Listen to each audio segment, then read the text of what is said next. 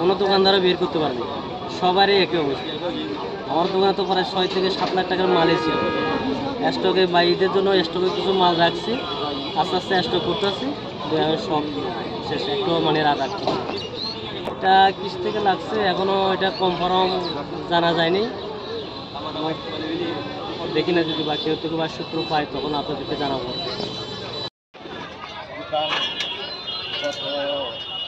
6 মাস আগে পুরা গেছে, 6 মাস পরে আজকে আবার গতকাল রাত্রে আবার পুরা গেছে। 9টা দোকান পুরা গেছে। 9টা দোকানে প্রায় আপনার 20 লক্ষ টাকার উপরে ক্ষয়ক্ষতি হবে। এর মধ্যে আপনার কি আমার সেলুন দোকান, আমারও প্রায় 2 লক্ষ টাকার উপরে খরচ গেছে। 15 লক্ষ টাকার মাল ছিল। এবার আর মানে এদের আরও মানে ঢাকা থেকে মাল আনিয়ে ঢুকেছি 15-18 লক্ষ টাকা হবে দুইবারে মানে সর্বশেষ এরকম আর কি। আসলে বলতে গেলেও আসলে কী বলবো, টাকার উল্লেখ করতে গেলে ঋণ টিন অনেক ফেরা জালে আছে। কীভাবে কী করবে এটা নিজেও বুঝতে পারছি না, কী বলবো আমি।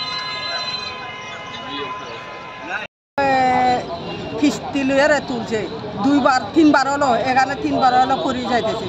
হ্যাঁ, এখন নিঃস্ব হয়েছে, এখন কিভাবে তুলবো আমি কইতে পারি না। এখন তো বহুত ঋণে তলে।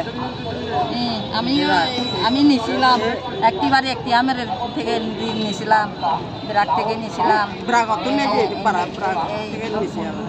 ঋণ লইয়ারে 2 বার তুলিলাম, এইবার 3বার হবে দোকানটা। আর সামনে দিয়ে কীভাবে তুলবো এটা তো আমি জানি না, কীভাবে কী করবো।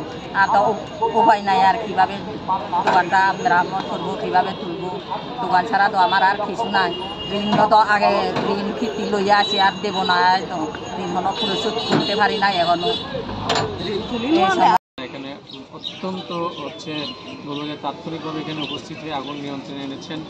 বিশেষ করে বিভিন্ন আইন শৃঙ্খলা রক্ষাকারী বাহিনী, তারা এখানে খুবই গুরুত্বপূর্ণ ভূমিকা পালন করেছেন, তাদের প্রতি কৃতজ্ঞতা জানাচ্ছি। পাশাপাশি যারা ক্ষতিগ্রস্ত হয়েছেন তাদের জন্য আমরা, যেহেতু অগ্নিকাণ্ডে ক্ষতিগ্রস্তের বিষয়ে আপনারা জানেন যে আমরা ইনিশিয়ালি এখানে তাদের জন্য কিছু ইফতার সামগ্রী, 30 কেজি চাল এবং 5,000 টাকা করে তারা আমরা নগদ দিচ্ছি 18টি ক্ষতিগ্রস্ত যারা হয়েছেন ব্যক্তি এবং পরিবারকে।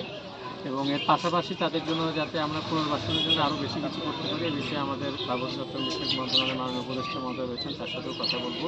এবং পাশাপাশি এটি আমরা যে আমাদের নির্ধারিত প্রসিডিউর আছে সেই ফর্মগুলো ফিল আপ করে আমরা মন্ত্রণালয়ে পাঠিয়ে দেবো। এরপরে আমরা ক্ষতিগ্রস্তদের পুনর্বাসনের জন্য আরও যদি কোনো উদ্যোগ থাকে সেগুলো এখানকার যে থানা প্রশাসন থেকে স্থানীয় গণ্যমান্য ব্যক্তিগণ দ্রুত এসে আগুন নিবানোর একটা প্রচেষ্টা করা হবে।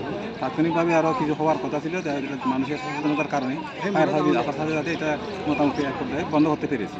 তো যারা ক্ষয়ক্ষতি হয়েছে গত 3বার, আজকে থেকে 3বার তারা এইভাবে ক্ষতিগ্রস্ত হয়েছে। এখন তাদের সরকারি পৃষ্ঠপোষকতা না থাকলে হয়তো দূরে দাঁড়ানো করতে হবে, আমার যেটা মনে হয়।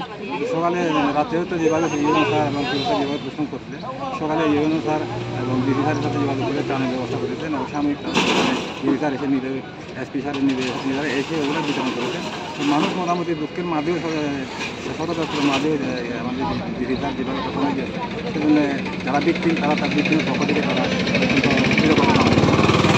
স্যার যেভাবে তাদেরকে আকৃষ্ট করেছেন,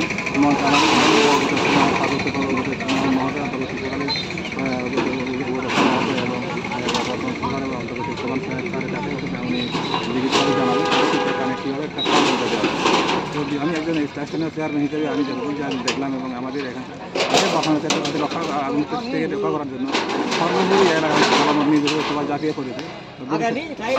ভবিষ্যতে যাতে পানির ব্যবস্থা করার জন্য এটা ডিসির পরামর্শ দিয়েছেন বিভিন্ন স্যারকে, এবং আর আমাদের পরামর্শ দিয়ে আমরা যতটুকু জানি বোয়ালখালী বাজার অত্যন্ত একটা বাণিজ্যিক এলাকা। এটা সাদেক থেকে শুরু করে এটা নিজের একটা পয়েন্ট, যা পর্যটক আসবে, আর সেটা আসে বিভিন্ন জায়গায় হোটেল এবং হোটেল মোটেলে থাকে। তো তাদের নিরাপত্তা এবং সর্বোপরি এখানকার মানুষের নিরাপত্তার জন্য ফায়ার সার্ভিস তো আসে, তারপরেও কিন্তু ফায়ার সার্ভিসের পানি অপ্রতুল, যে কারণে বাজারের বিষয়টা যদি সংস্কার করলে, বোয়ালখালী বাজারের পুকুর যেটা সংস্কার করলে পানি জমা থাকলে হয়তো আরও আগুন যদি করে তাৎক্ষণিক ক্ষতিগ্রস্ত থেকে বাজার একটা সম্ভাবনা আছে। আমরা আগুন নির্বাপন করতে প্রায় আয়ত্ত আনতে সময় লাগছে 1 ঘন্টার মতো, সম্পূর্ণ নির্বাপন করতে লাগছে 2 ঘন্টা মতো। দোকান হচ্ছে 12টা। আমরা তথ্য যা পেয়েছি তার মধ্যে 12টা দোকানের তথ্য পেয়েছি।